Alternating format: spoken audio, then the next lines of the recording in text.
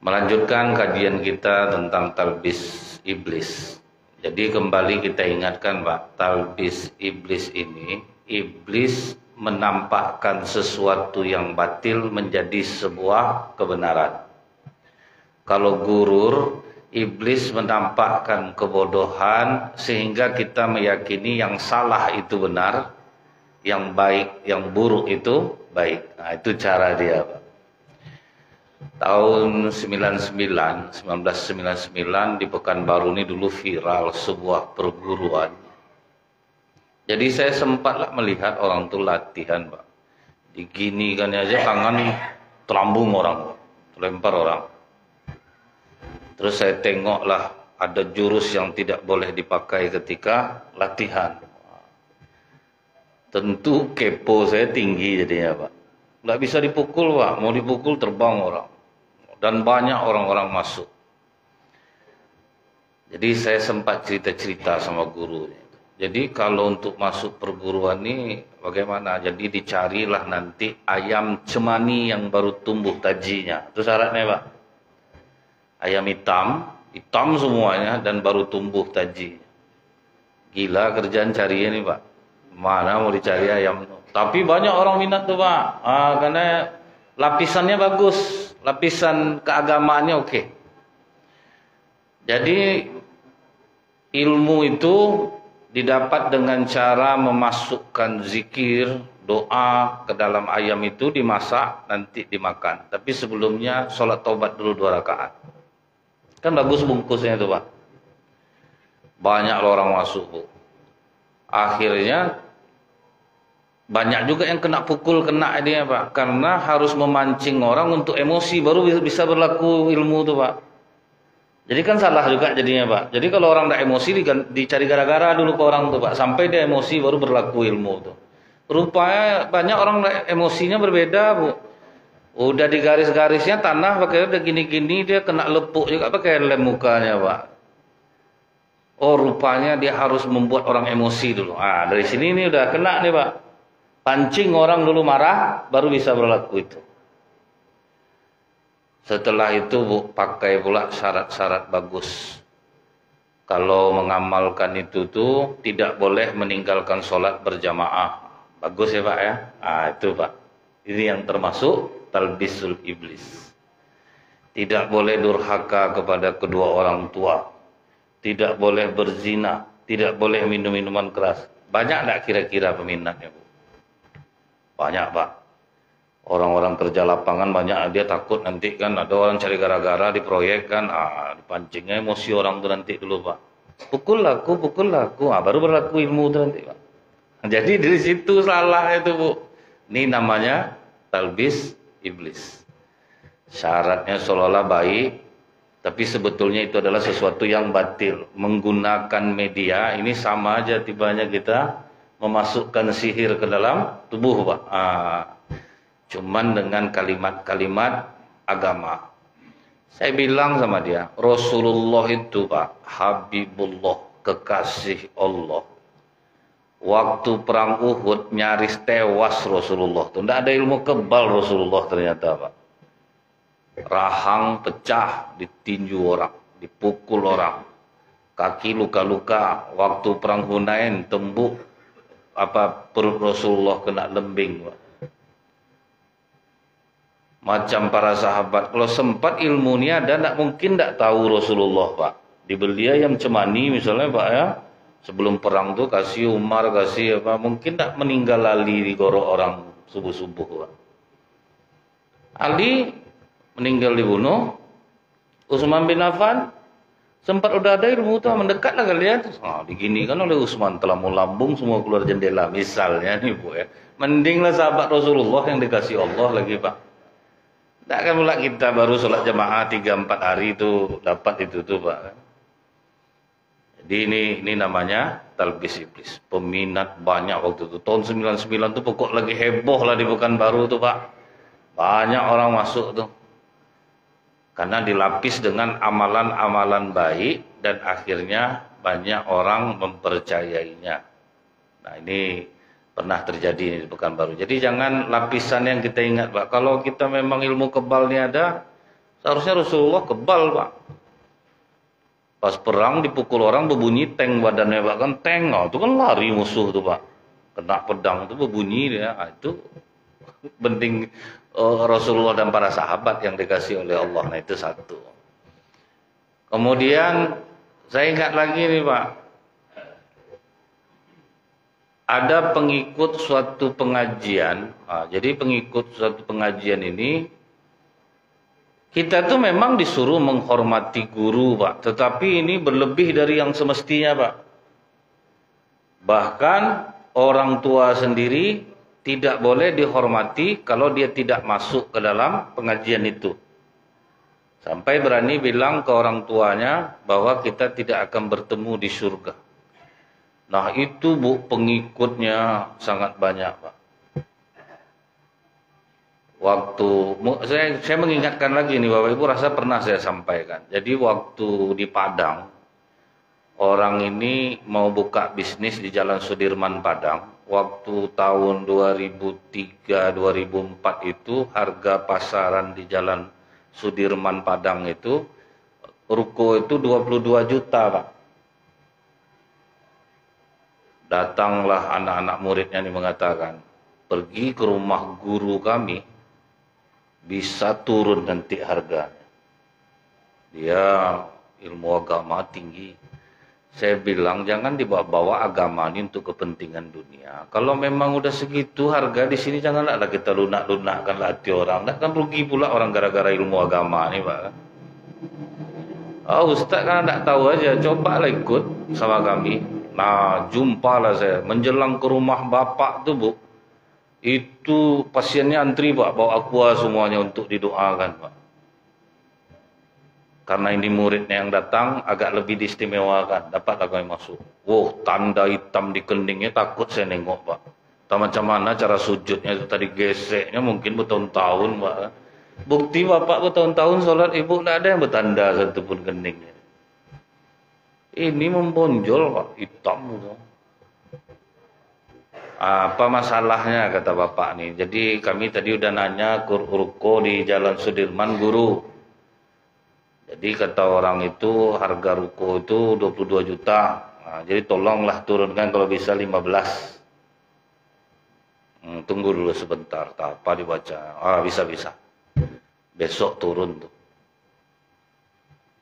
Jadi saya bilang ke bapak itu, bergeser aja 5 rupiah, Pak, dari harga 22 tuh. Berguru saya sama bapak. Ini tauhid masih tinggi nih, Pak. Waktu itu amplop masih ikhlas lah, Bu. Berapa dikasih orang terima lah waktu itu. Itu kan masih kuat keikhlasan tuh, Pak. Sekarang mulai memilih, Bu. Itulah hebat iblis sih, Bu. Tapi ini saya bercanda nih, Pak. Saya mengetahui diri sendiri sebenarnya. Jadi pulang dari rumah dia itu, Bu, ya, itu betul-betul mohon pertolongan saya sama Allah malam itu, Pak. Ya Allah, kalau memang aku benar dalam pandanganmu, ya Allah, jangan geserkan sedikit pun angka itu. Tapi kalau ini memang menjadi ujian bagi aku, karuniakan aku kesabaran. Karena saya pasti dibully nih, Pak. Ingat saya, Bu, ya. Orang kafir Quraisy pernah ketemu sama Rasulullah. Muhammad, bisa kau jadikan bukit Uhud ini emas? Masuk Islam kami semuanya. Semangatlah Rasulullah berdoa. Ya Allah, bila mereka melihat gunung Uhud ini, bukit Uhud menjadi emas, mereka akan menerima Islam. Ya Allah, jadikanlah emas bukit Uhud ini. Turun malaikat Jibril. Allah berkata kepadamu Muhammad, andai kata bukit itu sudah jadi emas, mereka tidak menerima Islam, azab Allah langsung ditimpakan. Karena umat sebelumnya juga ngomong seperti ini sama nabinya, tak taunya sudah nampak mukjizat, mereka malah ingkar. Mendengar itu apa kata Rasulullah, Bu? Jangan kau jadikan Uhud ini emas, ya Allah. Karena sayang, jangan sampai nanti binasa. Paginya kan azab Rasulullah kena bully, Pak. Mana buktinya? Tidak tahu dia gara-gara sebetulnya Rasulullah sayang sama mereka. Ingat saya kajian itu tuh Bu ya, langsung sabarkan aku ya Allah. Kalau ini terjadi, sabarkan aku. Dan kadang-kadang itu ujian juga bagi kita Pak. Tentunya tidak terbukti. Rupanya besoknya Allah memenangkan saya Bu. 5 rupiah pun tidak bergeser angkanya. Mulai banyaklah keluar mereka dari pengajian Bapak. Dia Bu ya, orang sembuh kena-kena seperti itu tuh kan sugesti sebetulnya. Saya dulu Pak pernah kena Ustaz tolong ruqyah anak saya. Udah banyak kemana-mana dibawa tidak bisa. Datanglah si Oon nih Pak, saya nih. Pergi saya ke situ Bu. Itu sebetulnya jebakan iblis Pak. Lewat lisan saya membaca Al-Quran. Sembuh dia Pak. Wah, mulai naik daun saya di situ Bu. Padahal saya pun ngeri juga sempat melawan jin tuh, takut juga saya sebetulnya Pak kan. Kita tidak pernah, tidak ada pengalaman soal ruqyah. Sebetulnya ujian Pak. Nah, taunya saya ini bagian dari talbis iblis apa Bu? Sejak saat itu banyak orang mencari saya. Ingat saya Bu, ada dulu ustadz di Pekanbaru nih. Gara-gara berhasil meruqyah orang, akhirnya jadi dukun sebelum wafatnya. Itu hebat iblis enggak Pak? Jadi dukun jadinya Pak, ngobat-ngobat orang jadinya. Bentuknya betul Bu, tapi itu sebetulnya jebakan. Nah, jadi ini talbis iblis sehingga rupanya angka itu tidak bergeser. Banyak mereka akhirnya yang keluar dari pengajian itu, tapi tetap juga banyak yang bertahan. Namanya taklid buta ini kan tetap berlaku Pak. Nah, ini contoh iblis menampakkan kebatilan lewat kebenaran dengan media zikir, doa. Hebat iblis nih Pak. Nah, kalau gurur menampakkan keburukan menjadi sebuah kebaikan, yang salah menjadi benar. Ada kisah ahli ibadah Bu, Bani Israel. Jadi iblis ini sangat iri melihat dia taat beribadah dan bisa menjaga diri Pak. Bagaimana cara iblis untuk menghancurkan dia? Seperti yang pernah kita sampaikan, iblis ini kesabarannya tinggi Pak. Jadi sifat iblis yang boleh kita tiru, sabar dan tidak pernah putus asa. Itu sebetulnya bisa ditiru Pak. Tidak berhasil lewat A, lewat B, lewat B, lewat C, lewat C. Pokoknya tidak ada Pak. Istilahnya dia akan cari celah terus. Nembus benteng kita. Menyamarlah dia menjadi murid ahli ibadah ini Pak. Karena yang datang orang mau belajar, diterima oleh rahib ini. Diterimanya semua pengajaran rahib ini Pak. Ibadah seperti ini, ibadah zikir seperti ini, berdoa seperti ini. 2 minggu dia di sana Bu. Bangga ahli ibadah ini melihat perkembangan muridnya ini Pak. Betul-betul taat dia beribadah. Itu hebatnya iblis Pak. Ikut dia ibadah. 2 minggu dia di sana Bu. Mulai dia sholat tidak lagi menghadap kiblat. Membelakangi kiblat dia Pak. Sudah tu tidak tanggunglah kuat menangisnya sambil ibadah itu. Kagumlah ahli ibadah ini. Salut aku nengok kau. Aku aja sebagai guru kau, tidak bisa aku ibadah sekusuk kau ni. Tapi ngapa kau tidak menghadap kiblat dan kau solat bisa menangis terseduh-seduh? Tuhan ni kan berada di mana-mana guru. Dimanapun kita menghadap, di situ kan wajah Allah. Kan macam betul tuh Pak, kata muridnya ni. Ngapa perlu ke kiblat? Di mana-mana wajah Allah. Yang kedua guru, aku malu menghadap kiblat karena banyaknya dosaku. Ini mulai masuk nih Pak. Dosaku ini banyak guru, jadi malu aku menghadap kiblat. Dan aku bisa menangis-nangis ibadah nih guru, karena aku banyak dosa. Jadi kalau kita nih banyak dosa guru, maka ibadah kita akan khusyuk. Masuk akal enggak Pak? Itu Pak, hebatnya guru, kebodohan dimasukkan ya Pak. Betul juga nih kata gurunya. Jadi kalau untuk bisa sholat menangis-nangis macam ini, kira-kira dosa apa yang harus aku buat? Dialah bertanya jadinya Pak, ke muridnya ini. Yang besar dosa membunuh orang guru. Kalau membunuh tidak berani aku. Bukan apa-apa, nanti tentu keluarganya akan menuntut kepadaku, kena bunuh juga aku jadinya. Kalau enggak, bagaimana dengan berzina, guru? Kalau berzina tuh guru, itu dosanya kan besar tuh. Dan guru tidak perlu macam-macam, bayar aja orang. Kemudian nanti habis itu guru kalau beribadah itu kusuk, kita minta ampun karena dosanya besar. Kalau berzina enggak berani aku.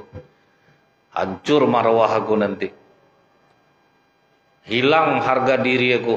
Orang tentu akan meremehkan aku. Ada yang ringan guru. Mabuk. Kalau mabuk guru cukup di kamar aja beli, duduk di kamar. Tidak ada orang tahu, tidak ada nganggu orang. Yang ketiga nih, oke lah nih. Itu Pak, kena kan Pak ya, lewat kebodohan. Karena bentuknya betul Bu, makanya ibu bapak masuk ke lembaga pemasyarakatan, tengok gaya orang tuh sholat Pak. Karena banyak dosa Pak. Masuk tobat, keluar kumat balik Bu, bahkan bertambah kepandaiannya. Salah satu contoh Bu ya, ada yang udah keluar dari penjara, ketemu dia saya. Memang banyak keajaiban saya dikasih Allah nih Ustaz. Wah, saya waktu di penjara ibadah tidak pernah tinggal, puasa Senin Kamis. Apa keajaiban yang Bapak rasakan sekarang? Dulu ngambil sabu nih membayar Ustaz, sekarang mau bandar tuh ngasih. Ini tidak sama, tambah parah nih. Cuman saya takut lah ngomong gitu Pak. Jadi itulah kebodohan itu tetap ada jadinya Pak. Karena terlepas, kemudian ingin mendapatkan uang secara instan. Kan banyak orang berdoa ini minta duit dia ke Allah Pak. Jarang yang minta ampunkan dosaku, kesalahanku. Paling, ya Allah tanggal 8 jatuh tempo bayar rumah BTN ya Allah. Tolong ya Allah, duit belum ada lagi. Ansuran mobil dan nyusul pula ya Allah. Anak mau bayar uang semester. Untuk itu dia nangis Pak. Bukan untuk bagaimana akhlakku ini supaya baik. Jarang Pak. Nah kemudian Pak, dibelilah oleh rahib ini minuman. Dia duduk dalam kamar, minum dia sendiri. Betul juga kata murid aku, ini dosa aku sendiri yang tahu. Setelah dia selesai minum Bu, mabuk, hilang kecerdasan. Nampak perempuan tinggi asmara, ditarik perempuan itu diperkosanya Pak. Sudah diperkosanya, kalau sempat tahu orang, ini gawat nih, akhirnya dia bunuh. 3 dosa besar sekaligus dilakukannya gara-gara mabuk. Makanya kata Rasulullah, arba'atun haqqo 'alallahi ala yadkhilahumul jannah wa la yuziquhum na'imaha. Ada 4 orang yang tidak akan pernah masuk surga, menciumnya pun tidak dapat. Yang pertama itu apa? Mudmin khamrin. Orang yang minum minuman keras, mabuk. Karena itulah yang menghilangkan kecerdasan, Pak. Itu tuh yang membuat, sedangkan orang yang tidak mabuk jahat minta ampun, Pak. Apalagi mabuk, akal tidak ada. Tambah parah lagi, Bu. Nah, itu contoh gurur, kebodohan yang dimasukkan oleh iblis ke kita sehingga kita sering melakukan dosa supaya berharap bisa khusyuk ibadah kita. Itu hebatnya iblis. Nah, kemudian Bu, bagaimana cara iblis ini masuk? Dia merayu orang. Ini ada beberapa pemahaman orang. Ada namanya pemahaman sopisme, Pak. Sopisme ini Bu, kajian mereka itu Pak, sesuatu yang benar tampak oleh kita belum tentu itu sebuah yang benar. Sesuatu yang salah kita lihat belum tentu itu salah. Itu pemahaman orang sopisme. Jadi Bu ya, sebetulnya kadang diri kita yang salah tapi kita tidak menyadarinya. Seperti orang yang punya anak matanya juling Pak. Dari kecil dia menengok bulan itu 2 Bu, karena matanya juling. Dibilangnya lah sama bapaknya, bulan ini 2 rupanya Pak. Enggak nak, bulan ini 1. Kau melihat 2 karena mata kau juling. Coba kau tutup 1 mata kau, kau lihat bulan.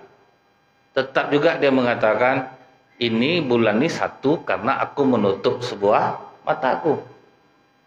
Coba kau tutup yang sebelah. Iya tetap Pak, aku nampaknya 1. Disebabkan memang Mataku tertutup satu. Itulah orang punya pemahaman seperti ini, Pak. Tidak bisa dimasukkan. Sesuatu yang benar belum tentu benar. Sesuatu yang salah belum tentu salah. Akhirnya diujilah dia sama seorang ulama, Pak. Dia datang pakai kuda. Dia mau dinasihati oleh ulama ini, Pak. Datang dia pakai kuda. Disembunyikanlah kudanya nih, Pak. Pas dia pulang, tengok tidak ada kudanya. Kemana kudaku? Kata ulama ini, apakah kau tadi membawa kuda? Aku bawa. Bisa jadi tidak. Karena sesuatu yang ada, belum tentu ada. Kata ulama ini. Bukankah gitu pemahamanmu? Tidak, tapi aku ada bawa kuda tadi. Tidak mungkin. Bisa jadi tidak. Disitulah dia bingung, Pak. Dia tadi meyakini bahwa dia bawa kuda, tetapi ternyata kalau diadu dengan pemahamannya, yang sesuatu yang benar belum tentu benar. Nah, ini apa tidak repot jadinya, Bu? Ada orang yang menurut kawan-kawannya kalau jumpa 20 tahun lagi dia bakal sukses orang. Rupanya pas ngumpul dia pula paling tidak sukses. Karena apa, Bu? Dia dulu di sekolah belajar akuntansi. Jadi dia tahu bagaimana perusahaan ini gagal, bagaimana perusahaan ini bangkrut, bagaimana kantor ini tutup. Jadi yang bangkrut-bangkrutnya aja yang ditelaahnya terus, Pak. Sehingga asal mau buka usaha, Bu, buka baju. Orang udah banyak toko baju, bangkrut nanti. Buka usaha laundry, orang udah banyak laundry. Itu akibatnya, Pak, kalau pemahaman sofisme itu. Jadi dia nengok orang berhasil, belum tentu ini betul berhasil lagi. Jadi yang dikajinya gagal-gagal terus, Bu, jadinya. Asal dikasih modal usaha, ndaklah, orang udah banyak itu bangkrut juga, tutup juga ya dia. Jadi ini bahayanya pemahaman sofisme yang dimasukkan oleh iblis ke dalam diri mereka. Jadi kalau ada rasa-rasanya nih diri kita, Bu, itulah. Udah masuk dia itu. Kalau anak mau jadi pedagang, jangan jadi pedagang lagi. Pedagang tuh banyak yang penipu. Itu yang diingatnya itu jadinya, Pak. Tengoklah. Sementara kita tahu wailul lil mutaffifin, celakalah orang-orang yang curang. Jadi jangan kau jadi pedagang lagi. Ayo udahlah, Pak, saya jadi ASN aja. Oh, ASN bahaya lagi itu. Itu mau jadi apa nak tuh jadinya, Pak? Akhirnya duduk di masjid jadinya, Bu, nunggu belas kasihan orang. Makan orang, makanlah dia. Tentu itu jadinya, Pak. Mau kerja apa lagi? Semua salah. Jadi ini bahayanya pemahaman sofisme. Kemudian, Pak, ada lagi namanya kaum tobai. Dia naturalis, Bu. Orang naturalis ini, mereka itu menganggap bahwa Allah itu tidak ada. Yang ada hanya cahaya dan kegelapan. Jadi kalau kita ini baik, berarti itulah Tuhan cahaya. Kalau kita buruk, berarti itulah Tuhan kegelapan. Jadi dia itu mengambil jalan tengahnya aja, Bu. Kalian mau sembahyang oke, tidak sembahyang pun tidak ada jadi masalah. Orang-orang naturalis ini lah, Bu, yang sering dijadikan orang bahan guyonan, Bu.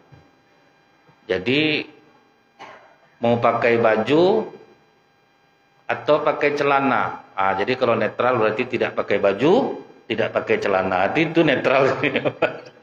Jadi kalian mau milih apa? Mau pakai baju atau pakai celana? Netral aja lah, berarti tidak pakai baju, tidak pakai celana. Itu bahayanya, Bu, ya. Pemahaman orang-orang natural di sini. Kemudian ada juga pemahaman orang filsuf dan para pengikutnya. Sebetulnya orang filsuf ini, Pak, ya, mereka itu, Bu, akal itu adalah segala-galanya. Nah, itu bahayanya, Pak. Kata-kata mereka manis, sepertinya masuk di akal, sehingga banyak orang berkiblat kepadanya. Makanya orang sering bilang, Sokrates berkata, itu ini mulai masuk nih, Pak. Di Indonesia ini udah cukup kuat nih, Bu, kaum-kaum ini. Dan tidak sedikit anak-anak SMA di Pekanbaru ini aja udah banyak jadi Mu'tazilah nih, Pak. Akal di atas segala-galanya. Sedekah.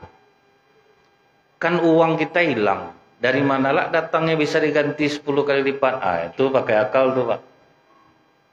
Udah jelas duit itu habis. Itu akan baliklah 10 kali lipat. Apa jalannya bisa balik tuh? Itu orang tak percaya tuh.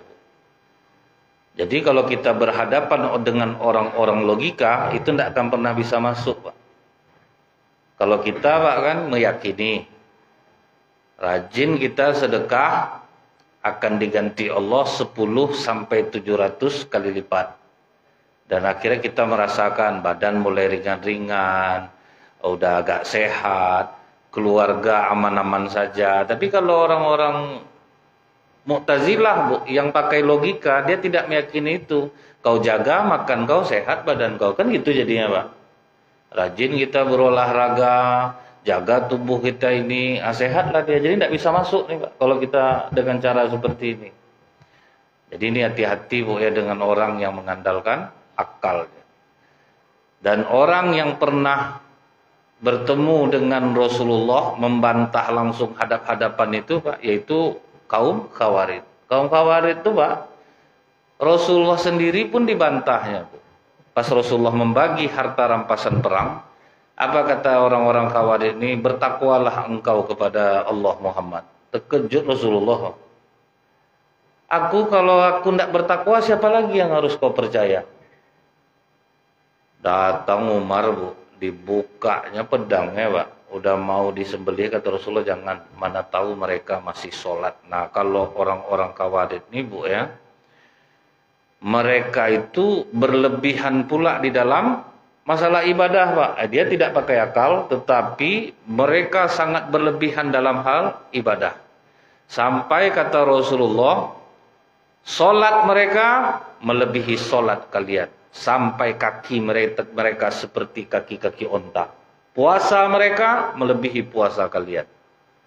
Tetapi mereka lepas dari busur panah Islam. Jadi mereka udah lepas. Karena mereka masih sholat, maka kata Rasulullah, jangan dibunuh mereka. Jadi pembeda kita nih, Pak, ya, kadang orang tuh salah, tapi dia masih sholat, itu masih dipandang oleh Rasulullah SAW. Jadi Abu Dzar pernah bertanya ke Rasulullah, ya Rasulullah, bagaimana kalau yang menjadi imam sholat kami itu orang fasik? Maka kata Rasulullah, selama dia tidak mengumbar kefasikannya, tetaplah engkau jadi makmum di belakangnya. Itu, Pak. Jadi masih tidak bisa kita nilai-nilai orang dalam Islam ini, Bu. Akibat orang menilai-nilai ini, Bu, ada dulu Ustadz, tidak pernah dia sholat ke masjid, Pak. Apa Bapak nak mau ke masjid? Imam tak betul tuh. Akhirnya jadi jahat jadinya, Pak. Nilai orang jadinya, Pak. Tak pernah dia mau sholat ke masjid. Ustaz, malu kita, tak. Awak tinggal di lingkungan dekat masjid, Ustaz tak pernah ke masjid. Imam tak betul tuh. Itu jadinya, Pak. Bahaya. Makanya Rasulullah tuh pokoknya sholat aja di belakang dia. Selama dia tidak mengumbar kefasikannya. Jadi jangan kita mudah menilai-nilai orang nih, Bu. Pokoknya udahlah, sholat aja. Walaupun nih orang sebetulnya dia tidak benar, tapi dia tidak pernah mengungkapkan kefasikan dia, tetaplah berada di belakangnya. Jadi iblis itu, Bu, bisa melebih-lebihkan kita dalam hal ibadah, bisa pula dia mengurang-nguranginya. Nah, ini yang harus kita waspadai, Bu. Bentuknya taat ibadah, tetapi akhirnya seperti Abdurrahman bin Muljam. Abdurrahman bin Muljam itu, Pak, gelarnya Pak Al-Mukri, pengajar Al-Quran dan kesayangan Umar bin Khattab. Tapi siapa sangka akhirnya dialah yang membunuh Ali bin Abi Thalib. Waktu dihukum ketawa dia, Pak. Itulah ngerinya kalau orang udah sesat tuh, Pak, ya. Ketawa dia, Bu. Dipotong tangannya, ketawa dia. Karena dia merasa dia sudah melakukan hal yang benar. Itu ngerinya itu.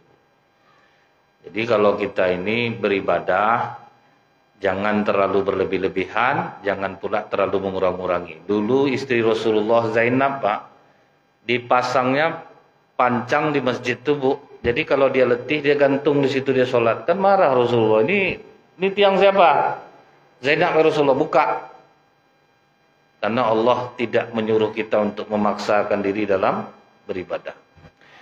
Nah kemudian, Bu, bagaimana godaan iblis kepada penyembah berhala? Nah, jadi kalau kita ingat lagi, Pak, ya, setelah Nabi Adam meninggal, itu kan ada terbagi dia, Pak. Ada Bani Syid, ada Bani Qabil. Nah, Bani Syid ini diselamatkannya lah jasad ayahnya ini. Kemudian mereka ibadahlah. Setelah dikuburkan, mereka doa kepada Allah untuk ayah mereka. Bani Qabil ini mengatakan, enaklah mereka ya, ada untuk yang dimuliakan dia, masa kita enggak? Akhirnya Bani Qabil ini mengingat lagi, dulu kurban si Qabil enggak diterima Allah. Kurban Habil diterima Allah, disambar oleh api dari langit. Berarti api lah yang harus kita muliakan. Nah, mulai nih Pak, menyembah api. Sampai pada masa Nabi Nuh alaihissalam, adalah orang-orang soleh Bu, Ya'uq, Nasor, Wud.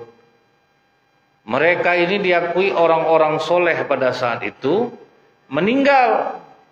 Waktu meninggal nih, sisa-sisa dari Bani Qabil ini yang lebih jelas nih. Bagaimana kalau kita buat patung-patung menyerupai orang-orang soleh kita ini, kemudian kita duduk di depannya untuk berharap berkahnya. Mulailah sejak saat itu Bu, di depan patung-patung itulah mereka beribadah. Anak-anak melihat, ingat aku bapak aku selalu menyembah itu. Disangkanya menyembah Pak, mengenang tadi, akhirnya jadilah menyembah Bu. Sampailah ini sudah tidak ada lagi, sudah habis. Adalah seorang yang disegani di Mekah, namanya Ammar bin Luhai Al-Khuzai Pak. Dia ini dibisiki oleh jin, kau gali sungai dekat Jeddah, kau akan menemukan patung-patung orang soleh pada masa Nabi Nuh. Atas petunjuk jin itulah Bu, datanglah dia. Jadi memang kadang makanya orang suka bersekutu dengan jin itu. Dia baik sama saya, dilindunginya saya, kodam matuk nenek saya dulu. Kan ada yang seperti itu tuh Pak ya.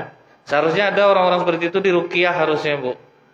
Sama orang saya, Ustaz, anak saya indigo Ustaz, bisa nengok-nengok. Wah, itu berarti harus di ruqyah tuh Pak. Anak-anak indigo tuh. Kan buat kita takut ya kadang, Papa ada di situ Pak, awak tenang jadi tidak tenang dibuatnya Pak kan. Harus di ruqyah sebetulnya, bukan kelebihan tuh Pak. Begitu dia ambil ke sungai dekat Jeddah, ternyata betul Pak, ada patung-patung itu. Makin hormatlah orang sama Ammar bin Luhai Al-Khuzai ini. Dibawalah Bu patung-patung ini ke Mekah. Sejak itulah diajaknya orang untuk menyembah. Karena dia tokoh masyarakat yang sangat disegani, akhirnya orang mulai melakukan penyembahan kepada berhala ini Pak. Jadi memang kadang kalau orang-orang yang terpandang ini baik, bisa memberikan pengaruh baik kepada orang. Tapi kalau sempat dia jahat Pak, bisa salah orang jadinya. Apa yang dia suruh, apa yang dia perintahkan, akhirnya orang akan mengerjakannya. Sampai kata Rasulullah dalam sebuah hadis Pak, ketika aku melihat neraka, di situ aku melihat orang yang bertubuh pendek, berkulit kemerah-merahan, sedang menarik-narik ususnya di neraka. Bertanyalah Rasulullah kepada Jibril, siapa orang itu Jibril? Inilah Ammar bin Luhai Al-Khuzai yang membuat masyarakat Arab menyembah berhala, menarik-narik usus yang di neraka. Sama juga Pak dengan hukuman orang-orang yang sering menyampaikan kebaikan tapi dia tidak mengamalkannya, ususnya juga terburai di neraka. Macam-macam kami inilah Bu. Jadi doakanlah Bapak Ibu kami ini mengamalkan apa yang kami sampaikan.